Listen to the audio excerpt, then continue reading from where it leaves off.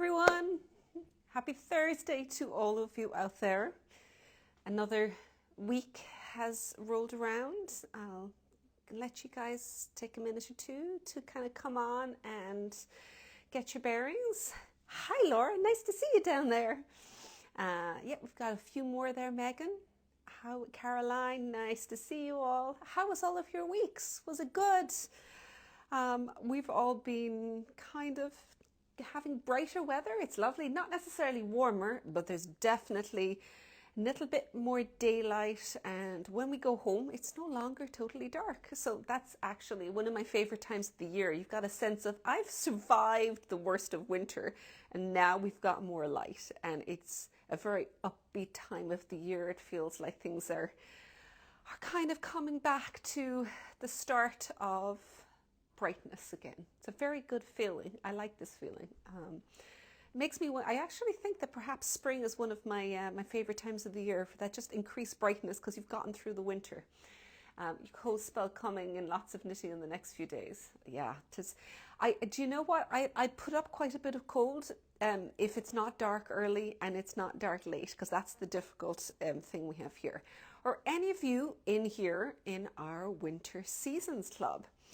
If you are, you probably have gotten where Lizzie's sheep.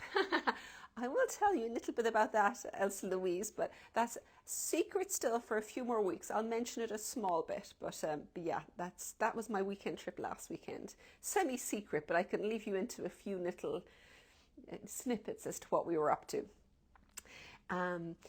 We've got happy belated St. Bridget's Day. Spring is definitely on the way. Carol, you're in it and you've got your package. Excellent. For anybody not in Ireland, this year we have got a brand new public holiday next Monday, and it is always it's the first Monday of February, and it's in honor of St. Bridget's Day. So this is the first, I think it might be the second year. Last year they had it a slightly different time, but this is the first year it's in February. So we're still kind of getting used to it. So we will not be open next Monday in case you're trying to get in contact, but that's because we're celebrating Bridget's Day. Somebody was asking, what's my sweater? This is Glenbarrow. This is a knit along from a few years ago, I think probably 2020, but it's in newer worsted, so very soft, kind of top down, fairly straightforward with just a textured panel and just standard raglan that's on either side. When does the Digital Seasons Club close? That doesn't close. The Digital Season one will remain open, and you can get the patterns in the workshop. If you want to be part of the Zoom launch, then you should get in before this Saturday, because the Zoom launch is going to be on Saturday. But you'll still get the recording from it, even if you're in it, even if you don't get in beforehand. Liz, you've just finished your Gilligan and you're casting on the slippers tonight. Oh, very good. So I'm going to come and share with you a couple of those patterns now, because last week it was the next day that I was going to be releasing the patterns for the club. They're both designed by Albina McLaughlin, and it's the Winter Iris mitts and the Winter Iris slipper socks. I'm just thinking that there was a little bit about St. Bridget's here. I don't know a great deal about St. Bridget's, other than in school here, they always have us make St. Bridget crosses from reeds where you crisscross in between, so that you've got a central knot and then you tie the edge. And for kids in school here, that is in fact what we think of St. Bridget. It's making St. Bridget's crosses, because that's what you do on the 1st of February every year, is you'd make the crosses. But I should really do a little bit of research, because I don't know a great deal about St. Bridget. So next week maybe I will learn a bit more and I can inform you. Carol, when does the first Celtic Knits package come? It's going to ship at the start of March, and the patterns for the first Celtic Knits patterns are going to come in the middle of March. So just one more month left to go, and the first of the Celtic Knits is going to be out. Now, in terms of, I'm going to go back to the seasons so that I tell you all about it. Albina McLaughlin I had not worked with before, and her patterns are just lovely. Very different style from what I design, but it was really interesting to get an insight into her works. I'm going to put, these are the first pair. They're all done in Donegal soft merino. and because they're designed as mitts, they're at a fairly tight gauge to create a very warm pattern on the hand. So you can see these are 3 soft Donegal colours. You've got the deep red, sky blue, and then the third one is the green running through. Liz Dolan has just informed me St. Bridget is all about new beginnings. Thank you. And Monica said she made a St. Bridget sweater by Alice Starmer. Oh, that's really interesting to know. I must look up, because it's terrible that all I know basically about it is the crosses and the fact that we now have a holiday to celebrate it. So these are the Winter Iris mitts. They're done in a single size, and they've got the pattern itself is then resized with different gauges showing you the gauge. It comes in written format and you're worked in the round. So you've got this in the front and then the back of it at the same time. You're working across here where you've got the checkerboard pattern. Now, the one thing that I ended up doing with these that I had always heard worked very well, but I wanted to experiment with, and I showed how to do it in the videos, is when you're doing a small sample like this, it can end up being very snug, particularly along the sides, and getting very tight floats. But I'd always heard that if you turn your colour work inside out and you're working from the other side, that it means that it's going to be stretched much further across here, and so the floats are a lot looser. So I've actually demonstrated how to do that in the videos as well, and it works very, very well. It looks a little strange as you're turning it, but as soon as you get the swing of it, you can see how it goes. So I found that really interesting. This here, let me find the second.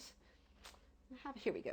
I did, with a sample in the actual classes, I did a different set of colours. So these are the subtle colours that I did, and this one is the plum, cream, soft Donegal, and the light grey. So that you can see this is same stitch pattern, but looks actually quite different when it's worked in a different set of the colours. So this is the subtle from the club. They're all soft Donegal, and this one is the seasonal one.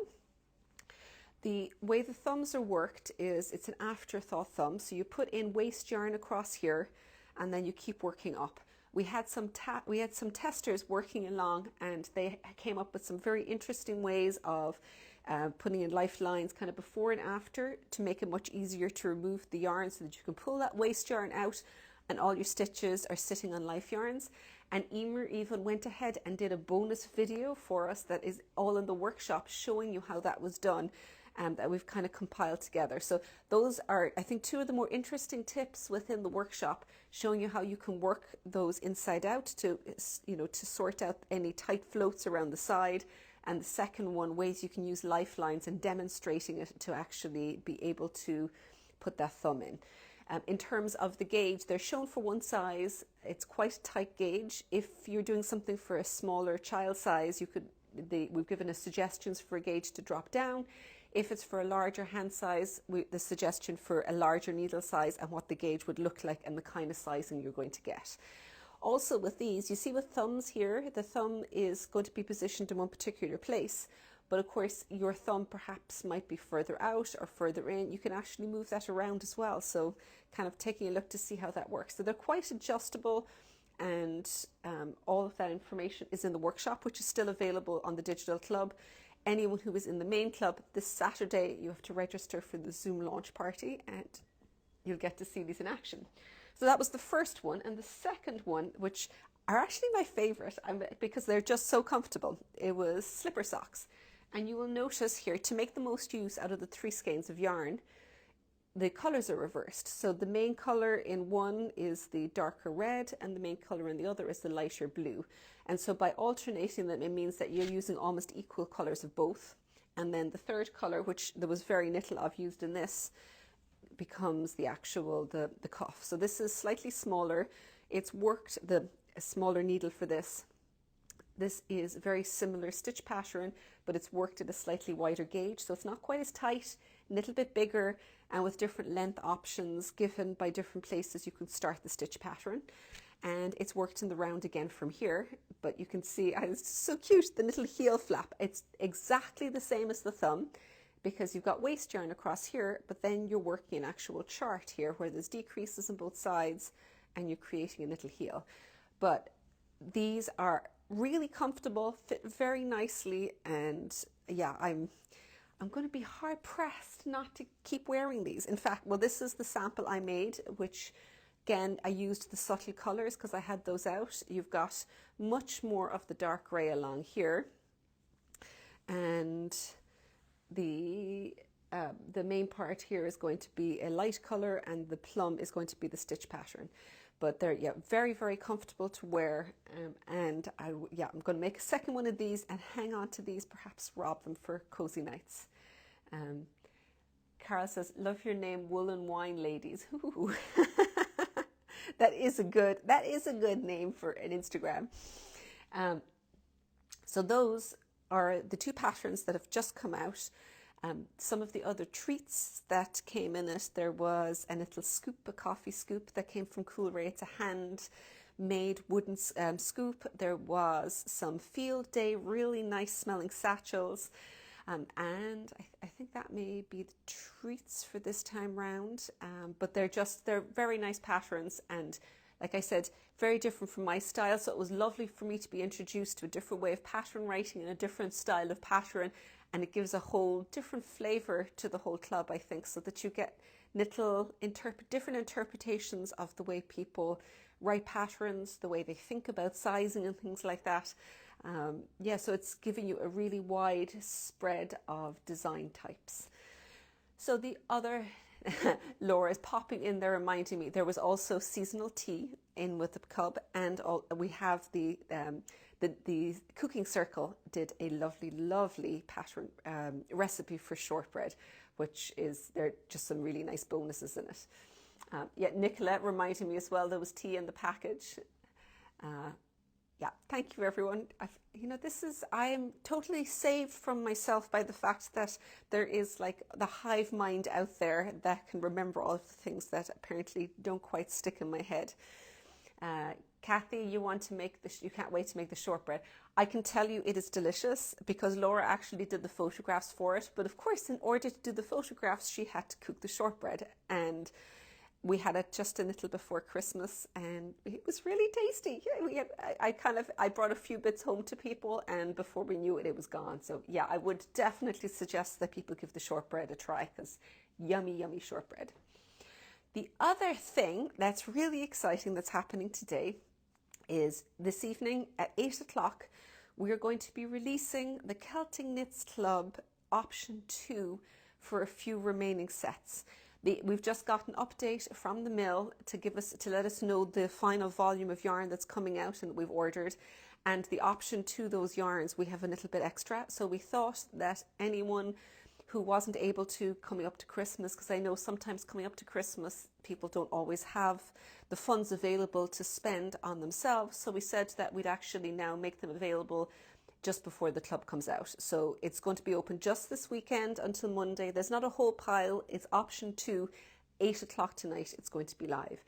The first installment of the club is going to be shipped out at the start of March and the patterns will come out in the middle of March. But that will be 8 o'clock tonight. So if you missed out first time round, you can jump in. Option 2 colours were these 3 here. We've got a turf, rowan and sap. So the final garment that's going to be, or a wrap, is going to be in the sap, and then the first 2 ones will be in one of each of these. I'm not going to tell you which comes first, but these will be the first 2. I'm kind of in love with this colour to the extent that anyone who may remember before Christmas when I had cold hands that I in fact made just some basic ribbed fingerless mittens for myself, and that was in the rowan colour. This particular colour is the one that I knitted in. So this is going to be the option that will be available. It's again wrap size, or you can pick each of the different sweater sizes. Which one you pick is completely up to you. There's just a slight different size range. The first 2 installments will be the same for everyone. The differences are going to be what comes in the final installment. Everything else is the same, but it's just the volume of yarn that's coming in the final installment is the difference in the prices. So that is coming out tonight. So that is, let me pop these down over here. There was something else that I needed to update you on as well, and that is that we have want to really, really thank you for all of the Campo Nights yarn kits that are coming out. Laura, I'm going to give you a shout out here because I do not have the yarn that we're going to talk about, but one of the options, we've actually popped it up in the story so you can jump in there and see it as well. There's one of our yarn kit options which has the aquamarine color in it, and we are running. We had run completely out of it. We contacted our supplier, but they only had 6 skeins left of it. So we have gone ahead and we've put those 6 skeins into stock, but it means that once those particular ones are gone, we're not going to have that particular color back in stock probably for another month or so. So the colors, I can hear Laura coming. I'll be able to show you the actual colors. Yeah, it did prove quite popular, but it was very limited. So it is the aquamarine, and then these two here, the Corriedale, are the bronze and the powder puff. So this one is one of the, you can see it up in the stories. You're able to kind of click in the Campo Nights yarn kit option. And it's just, this is limited to just basically, if you've been looking at it and thinking about it, I'd suggest jumping in and grabbing this because it's not going to be back for another month, these particular colours. And we don't have too much longer actually before we get to go cast on. So the 23rd of February is the first clue coming out and the cast on for this. And it is, yeah, it's getting very exciting. I'm really enjoying watching all of the photos popping up and seeing people talking through all of the ideas for stuff that they're pulling, color combinations, or trying to decide on which one they're going to go for. And the truth be told is I think that all of the ones that are going to come up are going to look amazing. We'll have just like a full rainbow of different colors at the end of the whole thing. Elsa Louise, you love the teaser picture of the shawl. It's quite tricky to try and take pictures of a shawl, but not to give too much away, so it's still going to be a mystery. So yes, fortunately, phones have gotten very good about being able to blur the background out so that you can see it, but not see it all at the same time. It's a kind of a handy little feature of phones, but it was, yeah, Laura is an absolute superstar at setting up what I kind of consider still lifes of photographs, where you have the yarn and some really, really interesting little props and flowers or little other bits that just look so nice together. But yeah, that is completely Laura. Laura is our photo queen here. I had a couple of, Liz, you liked it as well. It looked gorgeous. Ah, good. Elsa Louise reminded me of something that I did last weekend. I wasn't going to give too much away, but we did go up to Galway. I went to Galway to visit a farm, as you probably saw, and I can't give too much away, but it won't be very long that you have to wait. It'll be a few weeks' time. It's going to be a collaboration that'll be coming up, and it's something I'm very excited about. We actually all are, to be honest with you, because it's new for us. It's got a lot of very interesting things going on with it, and a lot of things that I'm really eager to support. So I'm gonna keep my mouth shut, and it'll be later this month I get to tell you a little bit more. But Elsa Louise, Lizzie, our dog, is not getting a pet sheep. My husband, in fact, if we're not careful, would probably run off with all of the sheep there, because there was some extremely photogenic sheep that would literally just pose for the camera. So we have got some pictures of them that look almost like human portraits, but they're sheep, because they were just so full of personality, these sheeps. They were just something else. So I'm looking forward to introducing you to all of those sheep. There was a question up here. Someone was asking what the sweater I was wearing. This is Glen Barrow top-down sweater that was a knit along from 2020. I will make sure to pop up a link to it in the stories and just in the bottom here afterwards. But there's a workshop pattern kits, and it's in Nua worsted. Very straightforward, top down, and it's a fast knit. It's got waist shaping, but you can kind of add it or take it away as you want, because the details in the pattern all include different modifications you can make as you're going through, which would include either changing the way it's shaped, perhaps doing an A-line, or sometimes even decreasing or increasing the shaping if you want it. So all of that information, because it was from a knit along, is all going to be in the tip section. So there tends to be tons of stuff in there from past knit alongs. Let me jump through here. I think I've answered everybody's questions. If anything does pop up, if you're watching this after the fact and you want to ask a question that you can't because it's no longer live, pop it in the comments underneath and I will jump in and answer whatever I can. But thank you all for joining me. I really appreciated it, and I will see you Thursday next week, and I'll have lots of exciting stuff to tell you about next week. So see you then.